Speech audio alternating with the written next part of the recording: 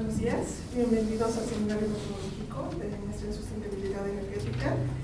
Tenemos el honor de tener al doctor Jacobo Licea Rodríguez. Es doctor en Ciencias por el Centro de Investigación Científica y de Educación Superior de Ensenada, en donde se graduó en el 2014. Del 2014 al 2016 realizó una estancia postdoctoral en el Instituto de Ciencias Fotónicas de Barcelona, España. En 2017, a septiembre de 2023, se desempeñó como investigador del Programa de Investigadores e Investigadoras por México, del CONAHCYT, en el CICESE. En octubre del 2023 se incorporó como PITC en el CICAR. Ha publicado 17 artículos de investigación científica en revistas indexadas, 9 artículos en memorias de congresos indexados y un capítulo de libro. Fue miembro del Consejo del Programa de Posgrado del Departamento de Óptica del CICESE y organizador de diversas ediciones de la Escuela de Verano en Óptica y Optoelectrónica. Sus actividades de investigación se enfocan en el área de biofotónica, particularmente en la implementación de técnicas de microscopía de óptica lineal para el estudio de muestras biológicas y materiales nanoestructurados, así como en el termoplasmónica para aplicaciones biomédicas. Pues recibamos al doctor Jacobo.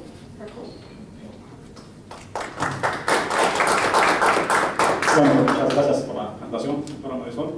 Muy bien, entonces, pues, bueno, antes de comenzar la charla, pues un poco comentarles, ¿no?, de que cuando me hizo la invitación la doctora Marisol, pues dije, chicos, ahora de qué les puedo hablar, porque ya previamente nos había dado ya por ahí un seminario referente, digamos, a lo que es mi línea de investigación. Entonces ahora lo que hice, pues, fue preparar una plática más, digamos, un poco más divulgativa, ¿okay? Más que, digamos, mostrar resultados experimentales, pues es un poco más a nivel de divulgación el asunto, ¿no? Y pues bueno, la plática lleva por título, que es Principio, Evolución y Aplicaciones de la Microscopía Óptica, ¿okay? Y pues bueno, le pongo aquí como que es de hecho una ventana hacia el universo microscópico. Entonces, el contenido de la plática, pues básicamente vamos a ver un poco el principio de funcionamiento, digamos, de lo que es un microscopio óptico desde su nivel un poco más básico. Después, pues vamos a abordar diferentes técnicas de microscopía óptica, ¿sí? Entre ellas, pues está la de campo claro y campo oscuro, contraste de fase, fluorescencia con focal luz fotónica y finalmente, pues lo que es que se conoce como microscopía de hoja de láser, que básicamente, digamos, en estas dos tipos de técnicas, pues son las que hemos estado un poco trabajando. Y bueno, al final de cuentas, pues más que conclusiones, pues es un tipo de razonamiento. Entonces, pues bueno, vamos a partir de lo que es más básico, ¿sí? que está en un microscopio, que es básicamente lo que es una lente, ¿sí? Entonces, básicamente, pues, ¿qué es una lente? ¿Sí? Pues no es otra cosa más que un sistema óptico que está formado básicamente por dos superficies refractoras y en la cual una de ellas, pues básicamente, pues es curvada. ¿Okay? Eso es básicamente lo que es una lente, y pues estas, pues de hecho existen de manera natural, ¿sí? Seguramente algunos de nosotros, o si no es que la mayoría, pues hemos visto este tipo de efecto, ¿no? Sobre todo cuando un día que terminó de llover, pues que se quedan unas gotas por ahí en las hojas de las plantas, pues vemos un efecto de esta naturaleza. Pues esto básicamente, pues es una lente, ¿ok? Y pues bueno, ya de manera ya fabricada, pues es lo que comúnmente pues ya conocemos como esto, ¿no? Que es una lupa, por ejemplo, ¿ok?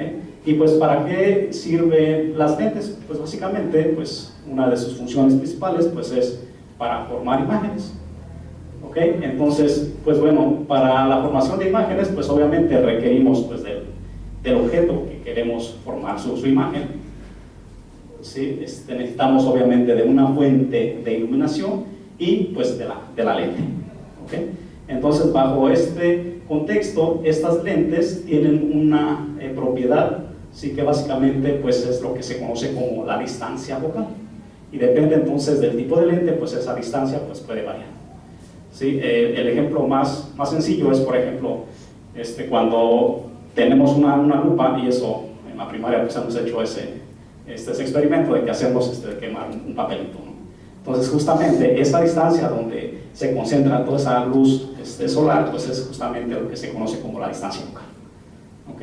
Entonces, pues bueno, eso es lo que estoy poniendo aquí como F. Y ahora, si el objeto se encuentra, digamos, a una distancia mayor a F, ¿sí? Lo que va a suceder es que se va a formar entonces una imagen real y invertida. ¿Ok? Ahora, por el contrario, si ese objeto, digamos, está dentro de la distancia focal, pues lo que va a suceder es que entonces se va a formar una imagen virtual y amplificada, ¿no? Y básicamente, pues esto es justamente lo que es el principio de la lupa que les comentaba. ¿Okay? Entonces, inicialmente, a este sistema formador de imágenes, pues se le conoce como microscopio simple, ¿sí? Y un poco, digamos, para entrar en contexto, es que básicamente, digamos, el primero que utilizó este tipo de sistema formador de imágenes, es decir, del microscopio simple, pues fue este señor, Antonio van Leeuwenhoek, ¿sí? Que de hecho, pues él realmente pues, fue un comerciante holandés, o sea, para nada, digamos, era científico, era más del área de biología experimental. Y de hecho, lo curioso es que este señor, pues, fue comerciante de telas, él realmente se dedicaba al comercio de telas. Entonces, lo que hizo fue, de alguna manera, crear un tipo de microscopio, justamente para analizar la calidad de las telas que él compraba y vendía. ¿Okay? Entonces, realmente, digamos, fue como más curiosidad, ¿no? de él. Y justamente, pues, el primer microscopio simple que él construyó, pues, fue básicamente de esta naturaleza, ¿sí? En el cual, básicamente, lo que tenía era la lente, la que les comento que era la que formaba la imagen, y justamente aquí en esta parte de la punta era donde él ponía sus muestras para observar. ¿Okay? Entonces, pues este señor con este simple sistema, pues lograba amplificar, de hecho, hasta 300 veces el tamaño de los hilos que él observaba, ¿okay? de la estructura, digamos. Entonces, pues a él se le considera, digamos, como el padre de la microbiología, porque realmente, pues fue el que básicamente, pues, hizo la primera descripción, ¿sí? de bacterias que él en su momento, pues, les denominó animalillos. ¿Sí? Entonces, pues él observó, digamos, diferentes tipos de objetos microscópicos con su sistema, ¿sí? Y pues bueno, de hecho, fue el que descubrió las células sanguíneas, ¿sí? Ahora, pues ese es el sistema, digamos, más simple. Después está lo que es el microscopio compuesto. Se le conoce como microscopio compuesto porque básicamente, entonces ahora, pues se utilizan, digamos, dos lentes para hacer el proceso de formación de imágenes. ¿Okay? Entonces, pues nuevamente, ¿sí? Tenemos lo que es el objeto, tenemos la fuente de iluminación, y pues bueno, lo que va a suceder es que con la primera lente, pues se va a formar entonces una imagen real amplificada, que si esta después entonces la colocamos en cierta posición, pues entonces al final de cuentas tendremos una imagen amplificada. ¿Okay? Entonces, básicamente cualquier tipo de microscopio compuesto, realmente su sistema formador de imágenes, simple y sencillamente consta de dos lentes. ¿Okay? Entonces, la primera lente, pues es lo que se conoce como el objetivo del microscopio, y la segunda lente, pues es la que hace la función, lo que se conoce como el ocular.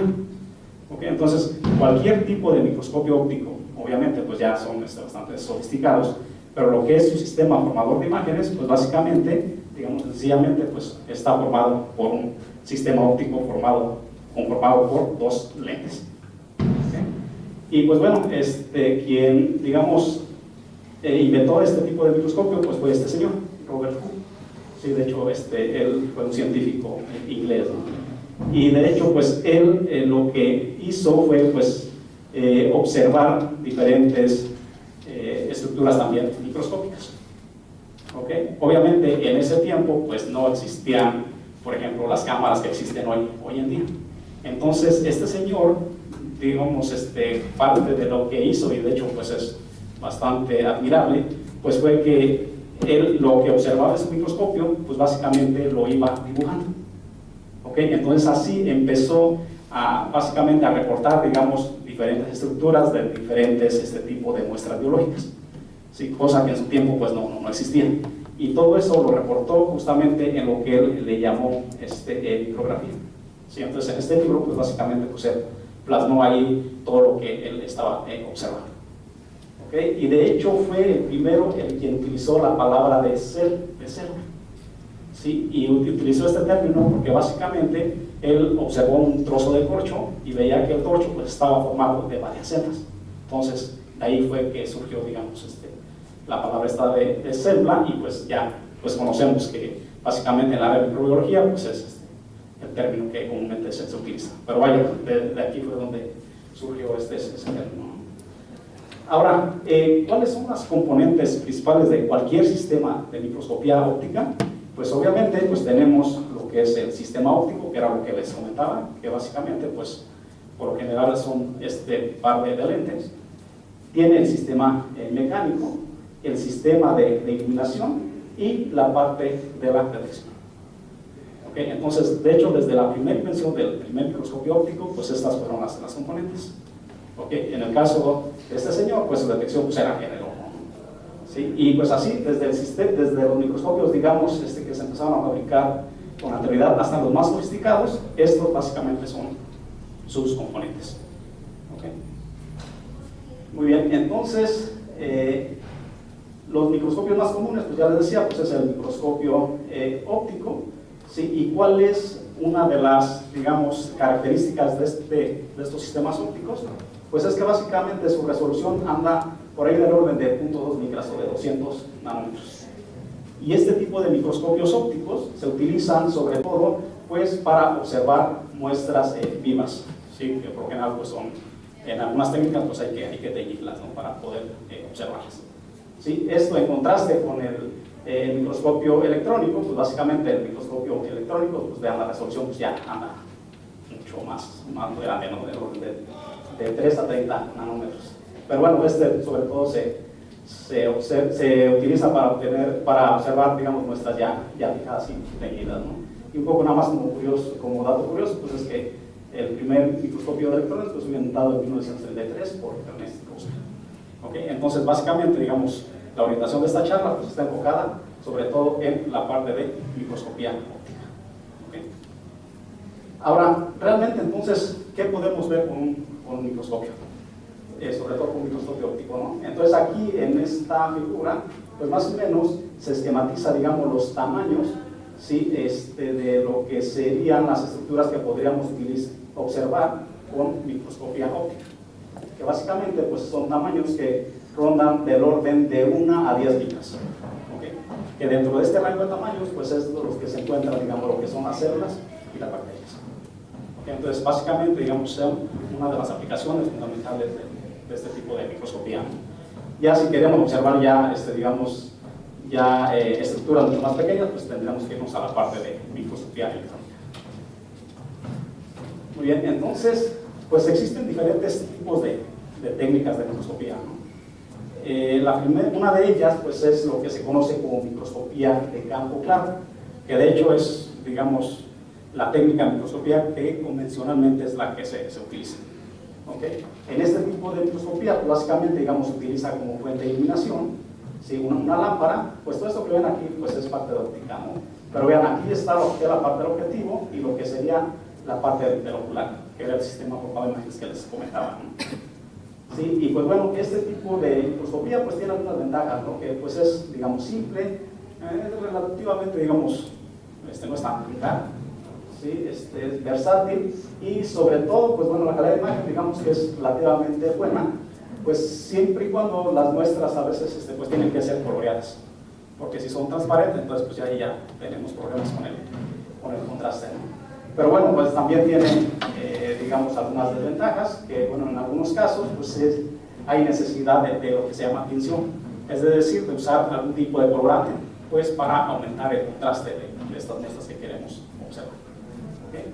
Y pues bueno, la resolución no es tan buena, y de hecho pues la observación también, digamos, nada más es superficial. Entonces, si tenemos una muestra biológica, ¿sí? Sobre todo con este tipo de microscopía, pues lo que estaríamos observando sería lo que estaría en la superficie. ¿Sí? No podemos ver, digamos, de manera tridimensional, no al menos con esta técnica. ¿Okay? Pero pues, bueno, es la que comúnmente se utiliza. Hay otra técnica que se llama microscopía de campo oscuro, ¿sí? Que básicamente, digamos, es muy similar a la anterior, nada más que aquí, pues el fondo, pues básicamente, digamos, es oscuro, a diferencia de la microscopía de campo claro. ¿Okay? Y pues bueno, este mecanismo básicamente es porque en este tipo de microscopios básicamente solamente se colecta la luz que pasa a través de la muestra, ¿sí? Y la que no pasa a través de la muestra, pues esa no se colecta. De ahí que entonces el fondo sea más oscuro. ¿Sí? También una ventaja de este tipo de microscopía pues es que pues bueno, es relativamente simple, se tiene buen contraste, ¿sí? Sin la necesidad de definición, pues aquí pueden ver, ¿no? Por ejemplo, el detalle que se obtiene con este tipo de microscopía comparada con la contraparte de lo que es la microscopía de campo plano. ¿Okay? Entonces, pues bueno, esta técnica también se utiliza bastante en el área de biología, incluso en algunas áreas de materiales. Y también una desventaja, pues al igual que en el caso anterior, pues es que no permite realmente ver estructuras de manera tridimensional. ¿Okay? Solamente, digamos, se pueden ver estructuras de manera superficial. Después, bueno, hay otra que se conoce como microscopía de contraste de fase, ¿sí? En el cual, en este tipo de microscopía, básicamente lo que se hace es que, digamos, se interpretan los cambios de fase, ¿sí? De la luz al pasar a través de la muestra, y ese cambio de fase, pues básicamente, digamos, se convierte en lo que son diferencias de amplitud detectables, es decir, de intensidad, ¿no? Les digo, sí es un poco más complejo desde el punto de vista físico explicar este tipo de microscopía, pero bueno, aquí lo que quiero es nada más, pues, que sepan que existe este tipo de microscopía, ¿no? ¿Sí? Y aquí, pues bueno, en este caso, este tipo de microscopía, pues es bastante útil, por ejemplo, cuando se tienen muestras vivas, ¿no? Y pues esta realmente pues no requiere tinción, como en el caso de algunos casos de la microscopía de campo claro. ¿Okay? Entonces, este es el tipo de imagen que se obtiene con este tipo de microscopía. La desventaja pues es que pues también la resolución no es tan buena, también digamos no nos puede dar información de manera tridimensional de la muestra por el tipo de mecanismo que se utiliza, y también si se tienen muestras realmente gruesas, se queda un poco corta esta técnica. ¿Okay? Entonces, pues bueno, ahí también está ese tipo de técnica. ¿Sí? Esta otra de las técnicas también, que de hecho es la que comúnmente utiliza sobre todo la gente que trabaja en el área de microbiología, es la microscopía de fluorescencia. ¿Okay? Y pues bueno, aquí nada más como definición, pues ¿qué es la fluorescencia? Pues básicamente es una propiedad, digamos, que tienen ciertas moléculas que se denominan fluorocromos o fluoróforos de fluorescer. ¿Sí? Entonces, muy sencillamente, digamos, esto de fluorescencia quiere decir que existen, digamos, cierto tipo de moléculas, los cuales, si lo excitamos con luz con un determinado color, ¿okay? Entonces esas moléculas van a remitir esa luz, pero a un color diferente. ¿Okay? Aquí en este ejemplo es, por ejemplo, este tipo de solución que es fluorescente, si la ilumino con un láser azul, pues la emisión la vamos a tener en el color verde. Ajá. Y físicamente, pues eso tiene que ver con un proceso, digamos, de absorción de la luz de este tipo de moléculas. ¿Okay? Entonces, pues bueno, básicamente, digamos, un ejemplo de este tipo de proteína fluorescente, pues es, por ejemplo, esta, la que se conoce como proteína verde fluorescente, o la GFP, que de hecho esta proteína es justamente producida por esta medusa. ¿Okay? Entonces, este tipo de proteína se utiliza como marcador fluorescente. ¿Okay? Entonces, ¿qué es lo que se hace? Pues es justamente lo que tengo aquí, ¿no? Si tenemos las células aquí, pues y si nosotros queremos observar una cierta región de la célula, ¿sí? Entonces esa región pues tiene que ser teñida o marcada con este tipo de proteínas fluorescentes, de tal manera que entonces al iluminarlas, entonces estas van a emitir luz en una longitud de onda diferente, y esa luz que es emitida entonces es la que se colecta, y con esa se forma entonces la imagen. ¿Okay? Entonces eso es básicamente lo que tiene que ver con este principio, ¿no? Y este es un esquema, digamos, muy simplificado de un microscopio de esta naturaleza. ¿Sí? En este caso, pues tenemos una fuente de luz, ¿sí? Que puede tener diferentes tipos de colores, se utiliza un filtro solamente para seleccionar uno de los colores a los cuales vamos a excitar la muestra. Se excita esa muestra y la señal de fluorescencia se conecta con este mismo objetivo, y aquí hay un filtro que básicamente lo que hace es que te bloquea parte de la señal, parte de la luz que estás excitando, y solamente te deja pasar lo que es la luz de la señal de fluorescencia, y eso es lo que va al detector. ¿Sí? Entonces, por ejemplo, estos son unos ejemplos de ese tipo de imágenes de fluorescencia. En este caso, pues son muestras de cerebelo de ratón marcado con diferentes tipos de fluoróforos.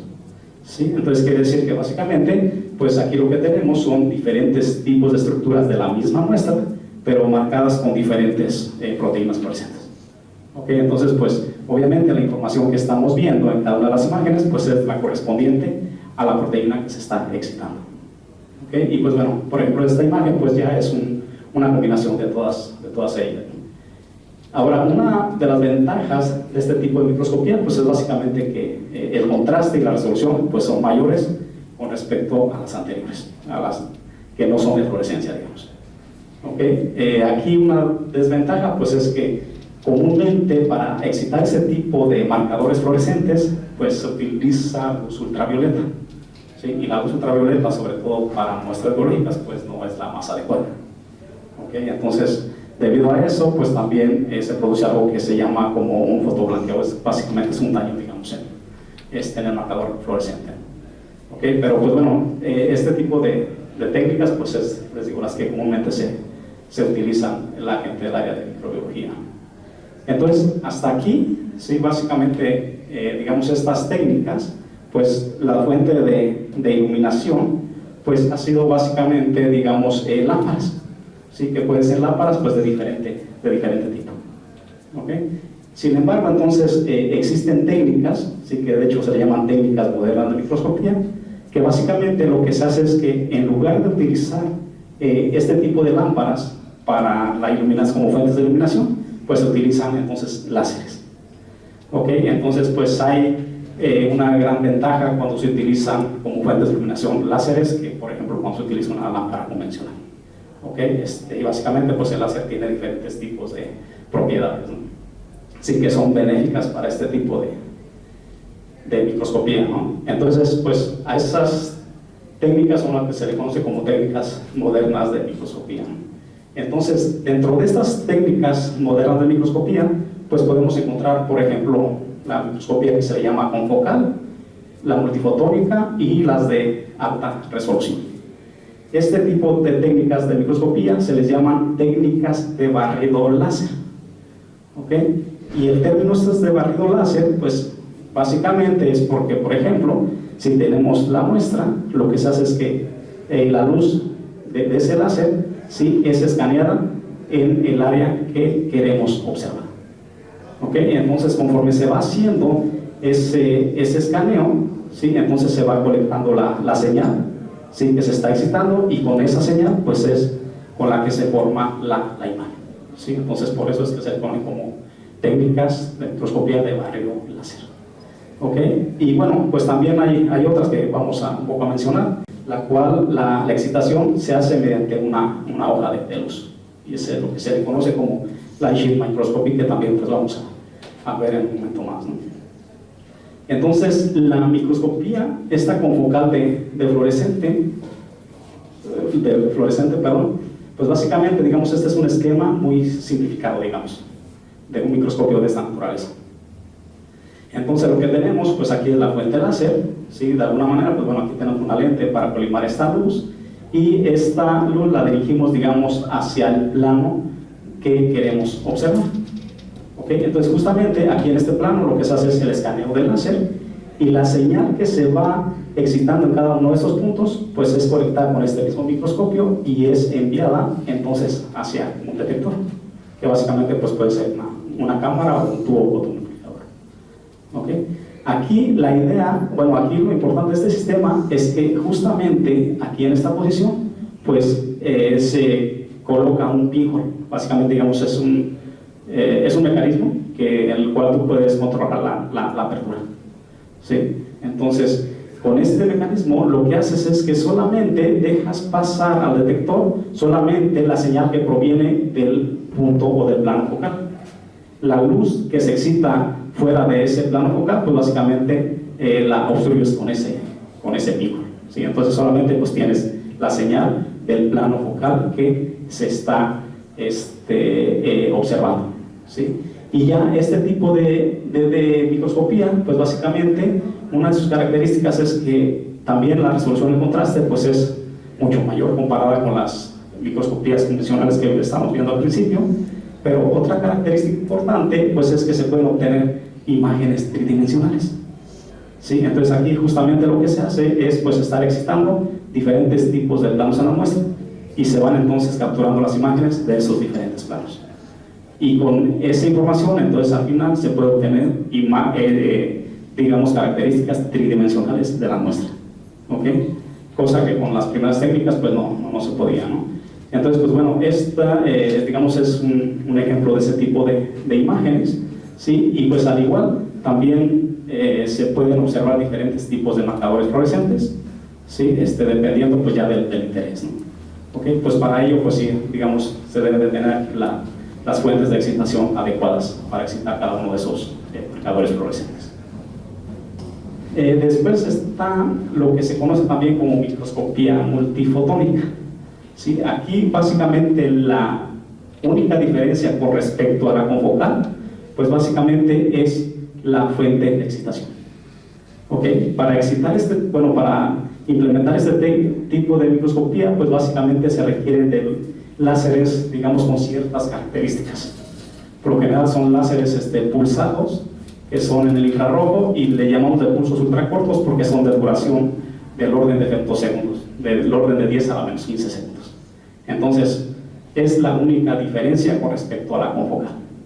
Ahora, ¿cuál es la ventaja de utilizar este tipo de fuentes? Sí, pues una de esas ventajas es que básicamente, pues como son fuentes que emiten en el infrarrojo, entonces resulta que para observar sobre todo muestras biológicas, ¿sí? La luz infrarroja es mucho mejor que utilizar luz ultravioleta, ¿sí? Básicamente porque pues bueno, ahí hay menor daño en la muestra, ¿sí? Y pues bueno, también este tipo de iluminación pues nos permite también observar, digamos, de manera tridimensional las muestras, ¿no?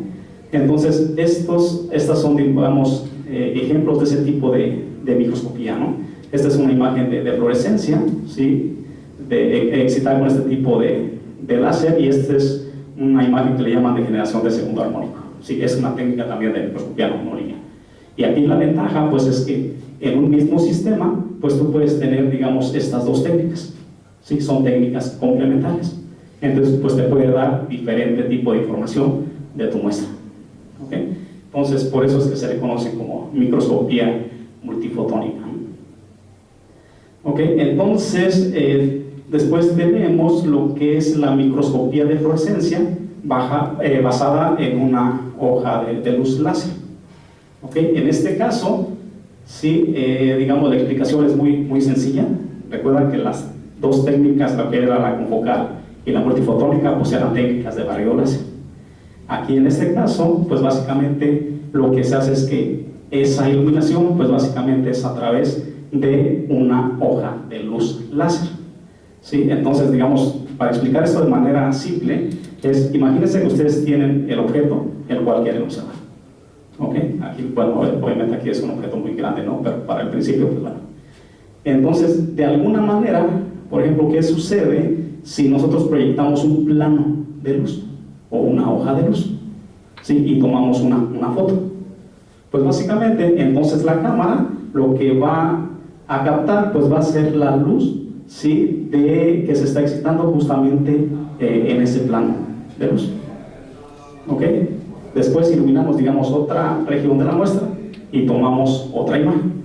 Entonces, de esa manera, pues lo que vamos a tener pues va a ser un conjunto de imágenes, ¿sí? De los diferentes planos que estamos iluminando en la muestra, ¿ok? Ahora, aquí la cuestión es, digamos, cómo se genera ese tipo de hoja de luz. Entonces, antes de pasar a esa parte, estos, por ejemplo, son unos ejemplos, ¿sí? Del principio de prueba, digamos, de un pisapapeles. Aquí lo que se hizo fue esa hoja de luz, se estuvo escaneando de abajo hacia arriba, ¿okay? Y en la parte de arriba se colocó pues la cámara. Entonces aquí lo que están viendo justamente son las imágenes de los diferentes planos donde la luz está intersectando la muestra, ¿sí? Y con este conjunto de imágenes, entonces pues básicamente pues se puede reconstruir, digamos, lo que teníamos aquí ya de manera tridimensional. ¿Okay? Este es, por ejemplo, otro ejemplo, es un vial con agua. Entonces pues básicamente se hizo el mismo principio, ¿no? Entonces pues vean, aquí se puede hacer ya la reconstrucción tridimensional básicamente de los objetos, ¿sí? Aquí la luz que se colectó para formar estas imágenes básicamente fue la luz que esparcida por la muestra, ¿sí? Realmente es, digamos, para mostrar el principio de prueba, ¿no? Pero pues bueno, pues esto no tiene mucho sentido, ¿no? La idea pues es utilizar esta misma idea, pero pues obviamente pues para observar objetos micrométricos, ¿no? Entonces, pues lo que les decía, ¿no? Aquí existen diferentes formas de cómo generar esa hoja de luz. La manera más sencilla o convencional pues es a través de una lente cilíndrica. ¿Ok? Entonces esta lente cilíndrica lo que nos va a hacer es que entonces la luz nos las va a proyectar, digamos, en una línea que si la rotamos pues entonces sería como un plano de luz. Y pues bueno, ese es el que se proyecta sobre la muestra que se desea observar, y la señal de fluorescencia pues es colectada a 90 grados, ¿sí? Y pues bueno, se forma la imagen en una cámara. Ahora, ¿cuál es, digamos, una de las ventajas de utilizar este tipo de técnica? Pues una de ellas es que, digamos, la captura de la imagen es mucho más rápida, ¿sí? Porque en las técnicas de barrido láser, para tener la imagen de un solo plano, pues hay que hacer entonces el barrido sobre todo ese plano. Mientras que aquí, simplemente si se proyecta ese plano de luz, pues la cámara lo que va a hacer, pues se obtiene la imagen de ese plano de luz. Entonces, en ese sentido, pues no hay que hacer este escaneo como en los casos anteriores. Entonces, en ese sentido, pues esta técnica, digamos, es bastante útil, sobre todo cuando se requiere observar procesos dinámicos muy rápidos. ¿Okay? Y bueno, hay otra manera de cómo generar también esta hoja de luz, que básicamente pues es lo que se conoce como escanear un haz enfocado, ¿no? Básicamente lo que se hace es que se enfoca unas láser, y ese láser pues digamos se escanea muy rápidamente en esta dirección, sí, mucho más rápido, digamos, que la velocidad de captura de la cámara. Entonces la cámara pues básicamente lo que va a ver pues va a ser algo de esta naturaleza, va a haber un plano de luz. Ok, entonces son las dos formas de cómo se puede generar esta hoja de luz. Y básicamente, pues bueno, en este tipo de técnicas es en la que hemos estado trabajando. Bueno, este es un microscopio de esa naturaleza, digo, que puede verse muy complejo, pero básicamente lo que hacemos es utilizar diferentes tipos de iluminación, pero vean, pues bueno, con este espejo galvanométrico es con el que se genera la hoja de luz que proyectamos aquí en la muestra, y la señal se colecta con este objetivo de microscopio. Tenemos la segunda lente, ¿sí? Y con este sistema formado de imagen, pues tenemos ya la imagen en la cámara. Entonces, estas son algunos tipos de aplicaciones de este tipo de microscopía.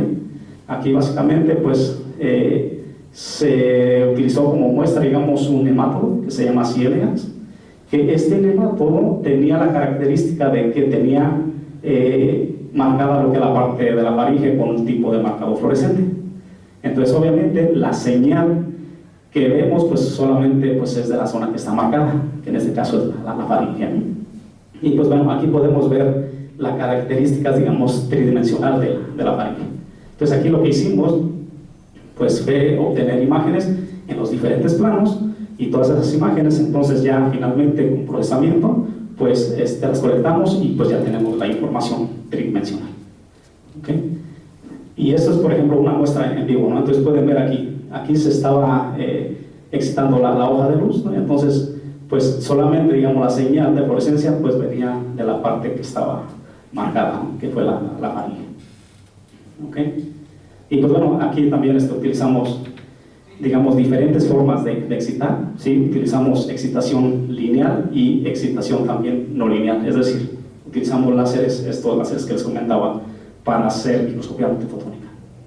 Sí, y pues bueno, hay ciertas ventajas de utilizar uno y otro, pues fue un poco lo que hicimos en este trabajo. También estuvimos utilizando esa técnica, ¿sí? En este tipo de sistemas, que son esferoides de tumor multicelular, que básicamente estos pues son modelos tridimensionales que se utilizan para estudiar lo que es la proliferación de células cancerígenas. Sí, entonces, pues bueno, este tipo de imágenes pues son las que se obtienen con este tipo de técnica de microscopía. Entonces, pues pueden ver la naturaleza, digamos, tridimensional en todos los casos, ¿no? Sí, esto es también, pues bueno, también otro tipo de muestra. En este caso, pues son hongos filamentosos, y aquí, pues bueno, lo que se usó fueron diferentes tipos de marcadores para marcar o para observar diferentes partes de este organismo. ¿Ok? Entonces, pues aquí pueden ver también, digamos, como la dinámica de las diferentes estructuras internas. Sí, entonces, pues bueno, son algunas de las aplicaciones que hemos estado viendo. Esto, pues bueno, también son ahí también de este tipo de organismos, pero ya de manera tridimensional. Sí, también con este sistema se estuvieron estudiando lo que fueron cerebros clasificados de ratón. ¿Okay? En este caso, pues básicamente, esto fue en colaboración, digamos, con el Instituto de Neurobiología, con el grupo del doctor Adolfo Martínez. Pues resulta que ellos querían, digamos, estudiar, ¿sí? Le llaman displasia cortical, es decir, es una maldeformación en una cierta zona del cerebro, ¿sí? Que justamente se da por cuestiones de personas que tienen epilepsia. Sí, entonces aquí lo que se hizo fue en estos ratoncitos, de alguna manera le inducieron mediante carnostina pues este tipo de epilepsia, y después pues bueno, se observó esta zona del cerebro y efectivamente pues se vio que había ahí una anomalía, ¿sí?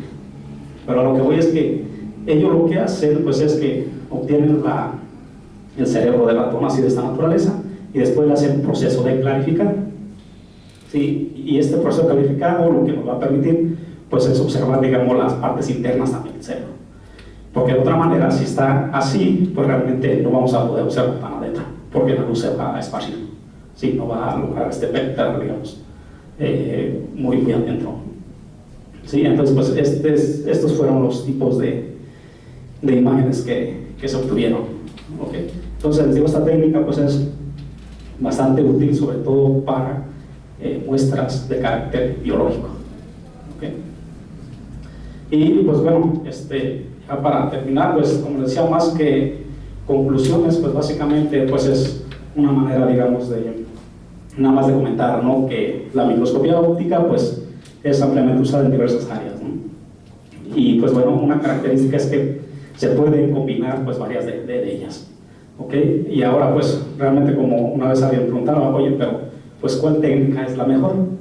Pues le contesté, pues es que realmente no hay una técnica que sea, digamos, la madre de todas, ¿no? Sí, depende del tipo de aplicación o de la muestra que tú quieras observar, pues es el tipo de técnica de microscopía a utilizar. Es decir, no hay microscopía óptica mala, ¿sí? Más bien depende de las aplicaciones. ¿Ok? Y pues bueno, con esto entonces concluyo. Gracias.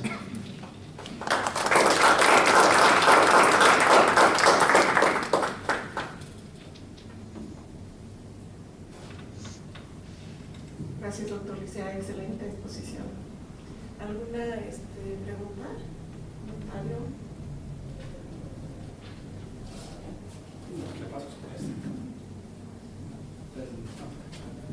Una pregunta que tal vez es un poco obvia, doctor.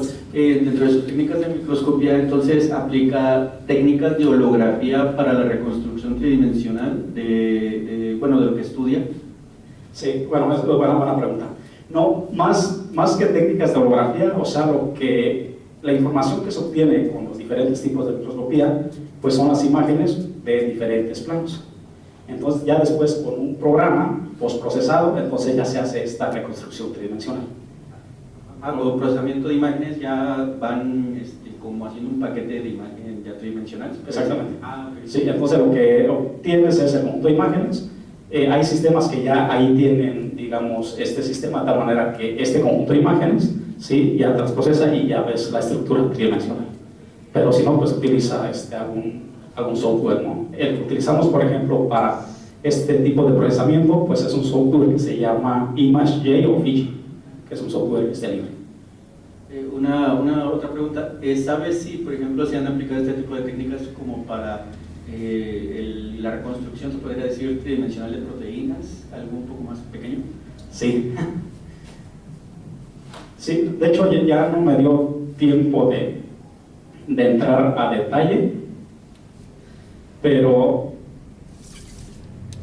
a ver, voy un poco justamente aquí. ¿Okay? Estas técnicas, ¿sí? Son, digamos, técnicas convencionales. Entonces, este tipo de técnicas te ofrecen, o bueno, están limitadas, lo que se conoce por difracción, es decir, con este tipo de técnicas, pues tienes un límite, le llaman límite de resolución. ¿Okay? Entonces, con estas técnicas vas a poder observar a lo más estructuras del orden de 200, 300 nanómetros, más o menos. Ya si quieres observar estructuras mucho más pequeñas, pues ya se queda cortando. Pero existen técnicas también, técnicas ópticas de super resolución, que son, por ejemplo, estas, ¿sí? Las cuales esa resolución la puedes bajar hasta del orden de los 40, 50 nanómetros. Y entonces ya con este tipo de técnicas sí que puedes ya obtener información de este tipo de estructuras. Sí, pero pues, obviamente son técnicas mucho más complejas y obviamente costosas. No. Gracias, doctor.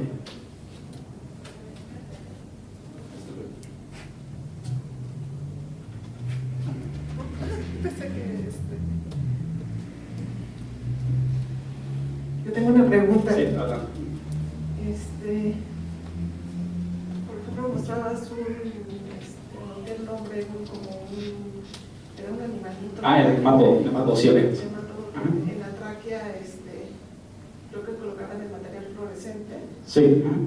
Y se observaba. Tengo algunos materiales fluorescentes que han servido para colorear el citoplasma de células, pero no entiendo, no sé por qué a veces colorean el núcleo, el citoplasma, o por qué se van aquí, por ejemplo, a esta posición tan específica. Sí. ¿Se deben a interacciones? Sí, esa es buena pregunta esa también. Sí, aquí, bueno, va a depender mucho, digamos, de qué zona de la célula es la que te interesa observar. Si es, por ejemplo, el núcleo, pues hay ciertos marcadores fluorescentes que son afines al núcleo. Es decir, no se pueden poner cualquier tipo de marcador. Si, por ejemplo, quieres observar parte de la membrana, pues hay otro tipo de marcadores fluorescentes que son más compatibles con la parte de la membrana. Entonces, depende de la estructura que quieras observar, pues es el tipo de marcador fluorescente a utilizar. Ahora, aquí la cuestión es, dependiendo también del tipo de marcador que estés usando, pues es la fuente de iluminación que vas a utilizar. Porque hay proteínas, por ejemplo, esta que les decía, la proteína verde fluorescente, ¿sí? Esa se excita sobre todo con luz azul y emiten el color verde, por eso le llaman proteína verde fluorescente. Hay otra que se llama, por ejemplo, proteína roja fluorescente, que quiere decir que emiten el color rojo, pero la excitación, por ejemplo, es en el color verde. Entonces, dependiendo del tipo de proteína que se utilice, pues es la longitud de onda o el color de láser que vas a utilizar. Obviamente con su combinación de filtros y este tipo de cosas. Pero sí depende mucho entonces de qué es lo que te interesa observar. ¿Y qué correlación hay como qué tipo de moléculas se utilizan para, por ejemplo, para el núcleo del citoplasma? Sí, de hecho esta parte de lo que es, sobre todo de proteínas fluorescentes, de hecho es un área bastante amplia, ¿no? Entonces, de hecho, ya hay bancos de datos en los cuales dices, ok, pues, bueno, yo quiero marcar, digamos, el núcleo de tal tipo de célula. Ok, entonces ya hay alguna base de datos que te sugieren, pues mira, pues puedo utilizar este tipo de marcador fluorescente. Ahora, como te decía, ahí también la cuestión es ver que ese marcador fluorescente pues sea compatible con la zona que quieres estudiar y que no te vaya a alterar alguna función ahí que no quieras, ¿no? Entonces sí depende de esa parte. Muy bien. ¿Algún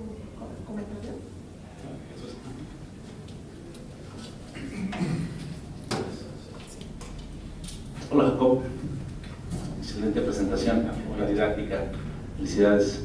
Oye, mostrabas por ahí una de tus láminas para la técnica de hoja de luz, un par de longitudes de onda, creo que era 860 y 480, creo, 430. ¿Sí? Ok, obviamente una pues está más hacia la parte del UV, más energético, ¿no?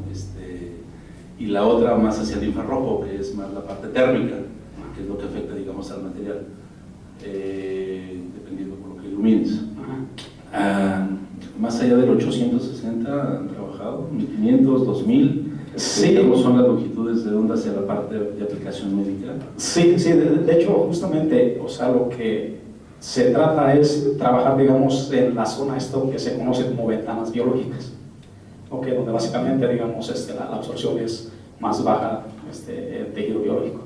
Entonces, la primera ventana biológica está por ahí del rango de los 700 a los 900 nanómetros, ¿okay? Que es justamente la longitudes de onda esta que estamos utilizando. La otra anda por ahí en orden de 1500 nanómetros. Ahora, sí, hemos estado utilizando láseres justamente de esa longitud de onda a 1500 nanómetros para inducir este tipo de procesos. Ahí el detalle es que, por ejemplo, si utilizamos 1500 nanómetros, ¿sí? Entonces la señal pues anda por ahí del orden de los 750 nanómetros. ¿Okay? Aquí el detalle es que, digamos, la mayoría de las cámaras que utilizan para este tipo de aplicaciones, pues su eficiencia cuántica ya a esa longitud de onda ya empieza a bajar. Entonces, pues ahí se requiere utilizar ya, digamos, sistemas o más bien cámaras cuya eficiencia cuántica pues sea utilizada. ¿Okay? Pero sí, hemos estado utilizando a 1500 nanómetros. ¿Sí? Más allá de eso ya no se han utilizado. O en todo caso cámaras infrarrojas, ¿no? Pero son sí, muy caras. Son muy caras y aparte, bueno, ahí todavía, digamos, lo que son las componentes ópticas pues todavía entran, pero sí hay que tener ahí cuidado, ¿no? Cuando se utilizan ya esas en que la óptica pues, sea la adecuada y sobre todo el sistema que eso también sea la adecuada. ¿Y la resolución para esta técnica de cuánto anda? De esta técnica de hoja de luz. Pues es igual que la óptica, la resolución lateral pues anda del orden ahí de los 300, 400 nanómetros. Sí, son técnicas convencionales. Gracias. Okay. ¿Qué más?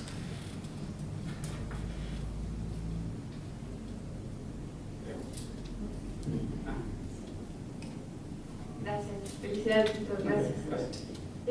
Mi duda es hacia los materiales no biológicos. ¿Qué es lo que podemos observar ahí? Precisamente antier estaba observando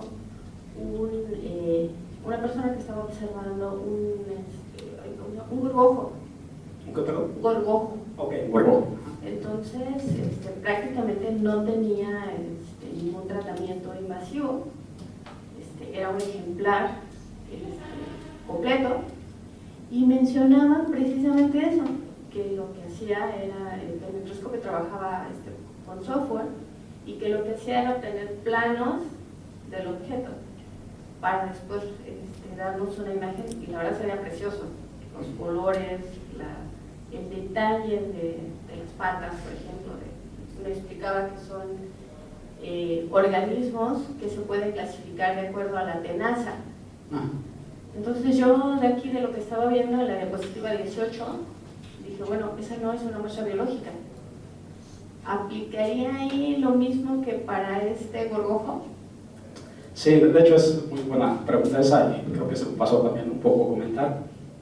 Sobre todo este tipo de técnicas ópticas, sobre todo cuando quieres ver ya detalles de manera tridimensional, ¿sí? Uno de los requerimientos es que tu muestra pues, sea lo más transparente posible, ¿sí? Porque justamente pues, eso te va a permitir pues, que la luz pueda penetrar, digamos, a cierta profundidad. Si tu muestra no es lo suficientemente transparente, pues solamente vas a obtener información, sobre todo nada más de la parte superficial, ¿sí? Es decir, si tú me dijeras, ok, mira, aquí tengo yo una muestra, por ejemplo, de un tipo de metal, y quiero que observes la parte de lo que hay adentro, pues realmente, o sea, observar por la parte superficial, pues. la luz, al menos esa longitud de onda, no va a poder penetrar. Entonces, sobre todo para aplicaciones biológicas, lo deseable es que entonces las muestras pues sean lo más transparentes posible. Sí, incluso, por ejemplo, en el ejemplo que les ponía de la cerebro del ratón, pues realmente ahí el cerebro pues es así como se extrae, pero pues tiene lípidos ahí y eso lo hace medio opaco. Entonces ya que eso, digamos, dificulta la parte de observación tridimensional. Es todo un proceso sí, previo.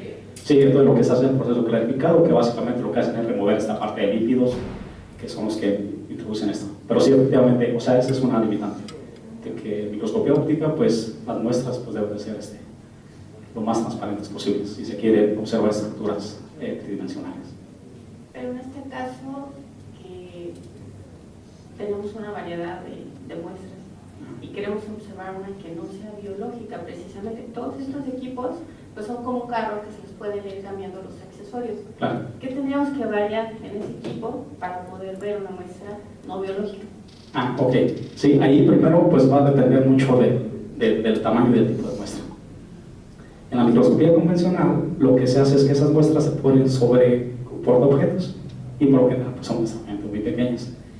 Ya si se tiene una muestra, por ejemplo, que comentabas, por ejemplo, un gorgojo, ¿sí? Ahí esta técnica, de hecho, es una de las ventajas que permite que se pueden observar muestras relativamente grandes, ¿sí? con este tipo de microscopía. Entonces, aquí, ¿qué es lo que básicamente tendríamos que variar? Pues dependiendo del tamaño de la muestra, pues lo que podemos hacer es variar los objetivos que se utilizan para la colección. ¿Okay? Porque si quieres ver todo, por ejemplo, todo el gorgojo, pues tenemos que utilizar un objetivo de microscopio, por ejemplo, de 1 o 2X. ¿Sí? Entonces, vaya, se puede adaptar la parte de la óptica. Es una de las ventajas de este tipo de sistemas que tú los construyes en el laboratorio, pues, ¿sí? Que puedes jugar con ese tipo de cosas pues, para ajustar un poco a las necesidades de la observación. Cosa que en los equipos comerciales pues ya es difícil eso, ¿no? No sé si contesté la pregunta. ¿Y seguiría llamándose así? Sí, o sea, esta técnica, sí, hoja de luz. Entonces, esta hoja de luz tú la puedes generar tan grande como quieras, ¿sí? Ya nada más lo que haces es pues cambiar ya sea la lente esta cilíndrica, les comentaba, o el sistema de escaneo, pues nada más se hace el escaneo con una amplitud mucho más grande. Pero justamente sí puedes controlar tú el tamaño de esta hoja de luz, sin problema.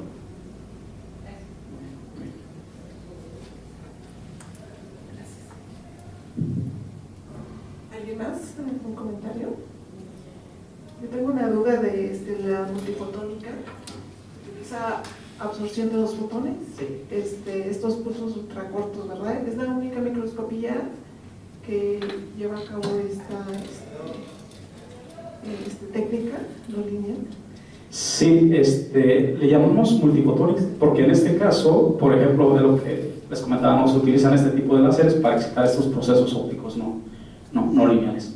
Entonces, por ejemplo, este proceso de generación de segundo armónico es un mecanismo que le llaman de segundo orden. Este es de tercer orden. Sí, entonces, pues, digamos, depende también ahí del tipo de aplicación. Sí, pero por lo general se utilizan el mismo tipo de láser, pues, para tener microscopía de este tipo o de este. Okay, pero sí, básicamente, pues ahí lo importante es la fuente de excitación. Y como comentaba el doctor Jesús, o sea, se puede utilizar a otras longitudes de onda y pues excitar obviamente sin problema ese tipo de procesos. Recordaba que aquí tenemos un laboratorio nacional de microscopía en el IDT, ¿verdad? Sí, Con sí. este tipo de microscopio multifotónico y confocal, Sí. ¿verdad? Podremos hacer colaboración. Sí, de hecho, pues es un poco de las ideas que traemos, ¿no? De hecho, en el laboratorio ya hay una tesis de licenciatura justamente implementando la microscopía esta de hoja de luz. Sí, pero también en algún momento, pues la idea es también hacer algo como esto. Sí, la cuestión ahí es revivir un láser que anda por aquí en el laboratorio de pulsos ultracortos, ¿no? Sí, pero bueno, es un poco la tendencia es en algún punto pues tener este tipo de técnicas aquí en SICAM. Felicidades. Okay, gracias. Gracias.